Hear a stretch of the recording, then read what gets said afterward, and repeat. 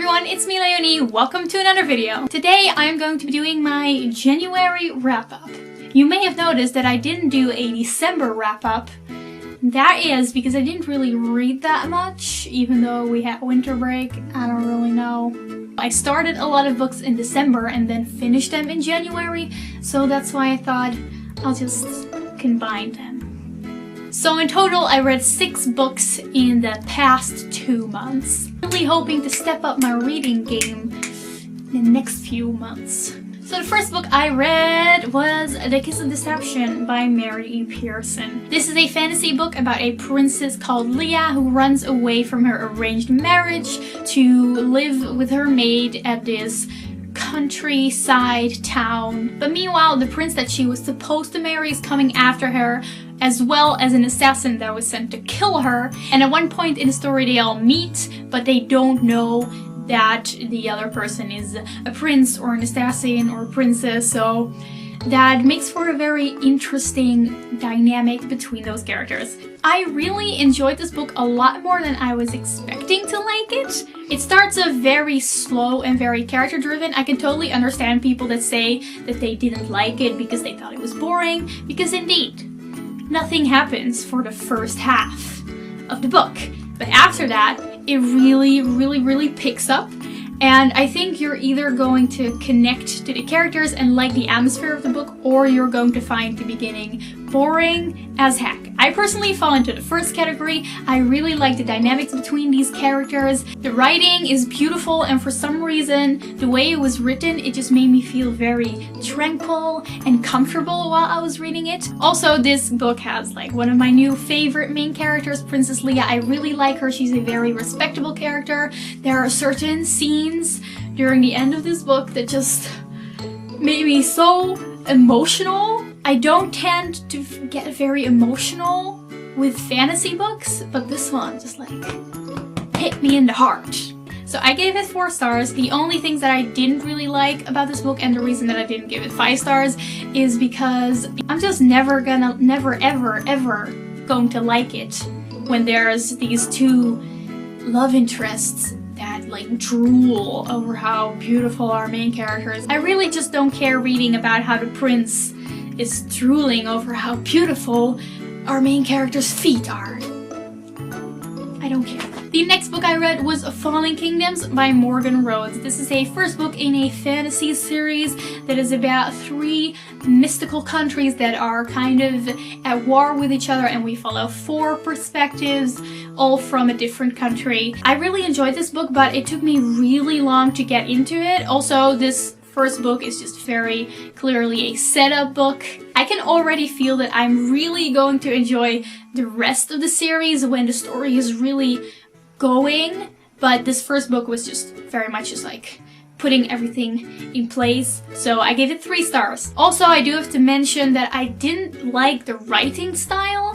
It was very simplistic, and there's nothing wrong with simple writing, like that can be done very well, but I just constantly felt like the emotions were lacking. There was just so much telling instead of showing. The next book I read was actually an audiobook, and that was The Nutcracker and Mouse King by E.T.A. Hoffman. I have always really wanted to read the original story because I've only ever seen an adapted version of The Nutcracker and Mouse King, so I wanted to read the original story. I enjoyed this, but I do have to confess that I think I like the adaptation better. I think it's just because the adaptation has this nostalgic feeling with me, and I also just feel like the adaptation was a lot more fun story-wise. I still enjoyed the story, but not that much. Also, I do have to say that I think the fact that I listened to it on audiobook really made me like the book less. This is the first time I've listened to an audiobook since I was like a really small child,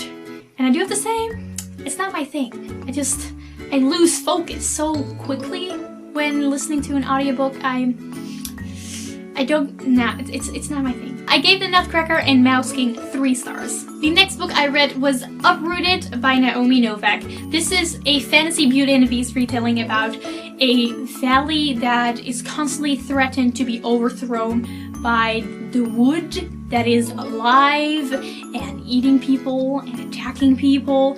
but the valley is being protected by this wizard called the dragon who holds back the wood. But in return for his favor, every 10 years, the dragon takes a girl from the valley and takes her to live with him in his tower. And the story is about our main character Agnieszka, who gets picked by the dragon because she appears to have magical powers as well, and the story is about him teaching her how to use her magic, and together they are trying to overthrow the creepy woods. Now, I loved this book. The great thing about Uprooted is that it combines two things that you don't often see together, and that is, on one hand, it's very descriptive with very beautiful writing, but on the other hand, it's also super action-packed and fantastic. Like, I'm never someone that can totally love a book just for the way it was written, but one of my favorite scenes from this book is a 3-page long description of a flower growing. A flower growing, and it was fun to read. Like, that says something, okay? It was just so wonderful and so magical, and I loved that scene.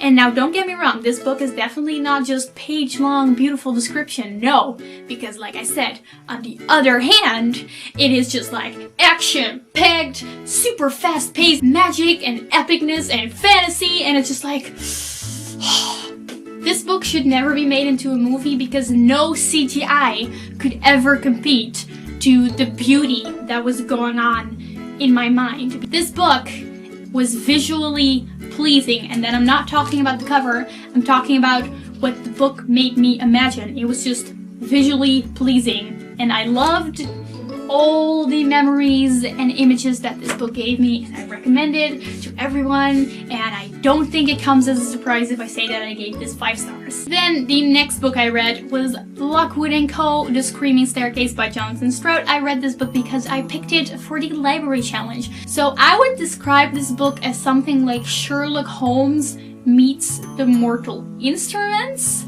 It's a middle grade book about a company called Wouldnt Co., which is a company of detectives that hunt ghosts and then also try to figure out how the ghost came to be a ghost, how it died, and then they try to extinguish it. This book was just a lot of fun. At first I was a little bit wary because I'm not really into middle grade, like I haven't read middle grade since I was, well, in middle grade, but I was very pleasantly surprised by this. Also, I would be surprised if this book was not inspired by Sherlock Holmes, because the characters really feel like Sherlock and Watson. Like, our main character is like a 14-year-old female Watson, and our hero, he's basically like a young Sherlock. A young Sherlock. A young Sherlock! The narration from our main character Lucy was very funny and sarcastic. Also, the hero in this book, Anthony Lockwood, is one of my new book boyfriends, even though he's like 14. Like I said, young Sherlock. It's great to read about him. I wouldn't say this book is very scary, but on the other hand, you shouldn't take my advice on how scary a book is, because I'm that one person that always tells her friend, oh, let's watch this movie. It's not scary. And then we watch it, and I watch the movie, and they end up hiding under the couch. So yeah, I didn't find it scary. I gave it 4 out of 5 stars. And the last book I read was Alice's Adventures in Wonderland by Lewis Carroll. I really enjoyed it.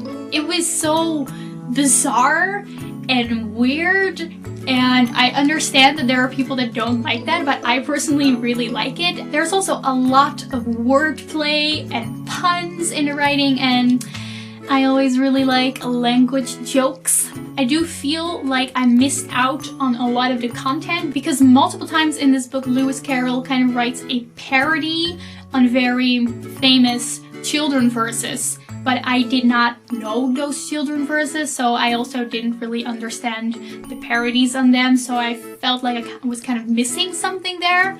But overall, I really enjoyed this, and I gave it 4 out of 5 stars. And that was my January and December wrap-up. I started off this year really good with Uprooted and Wouldnt Co. Yeah, good start of the year. And I hope you enjoyed this video, and I will see you in another one soon. Goodbye!